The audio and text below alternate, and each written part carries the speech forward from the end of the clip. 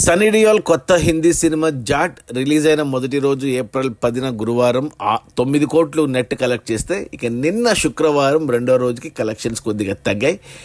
రెండో రోజు 6 కోట్లు నెట్ వచ్చింది ఈ సినిమాకి. అలా టోటల్గా 2 రోజుల్లో ఈ సినిమా 15 కోట్లు నెట్ అయితే కలెక్ట్ చేసింది.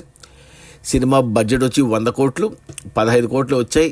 ఇంకా 85 కోట్లు నెట్ వెనక్కి వస్తేనే సినిమా హిట్ అవుతుంది బాక్సాఫీస్ దగ్గర కమర్షియల్గా. నేను కూడా సినిమా చూశాను, నాకు కూడా నచ్చింది, నాకు చాలా బాగా నచ్చింది సినిమా. బట్ కలెక్షన్స్లో కనపడతలేదు అది. సో మరి ఈ శని ఆదివారాల్లో ఏమన్నా కలెక్షన్స్ పెరుగుతాయేమో. సినిమా నాకు తెలిసి ఒక 50 కోట్ల వరకు వెళ్తాయి మొదటి వీకెండ్లో, ఇంకో 50 కోట్లు మిగతా రన్లో రావచ్చు.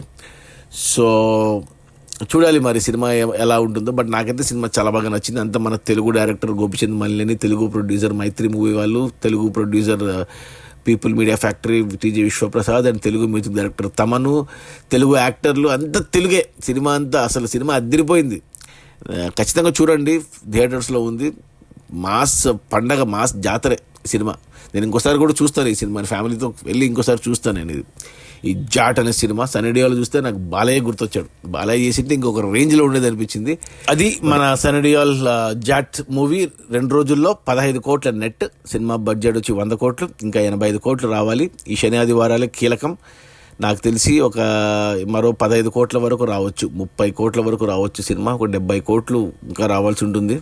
ఆ 70లో ఒక 5-10 మిగతా 2 రావచ్చు. ఒక 50 కోట్లు నష్టపోవచ్చేమో అనుకుంటున్నా. కలెక్షన్ చూస్తే అలా ఉంది. సినిమా అయితే బాగుంది. Okay, bye.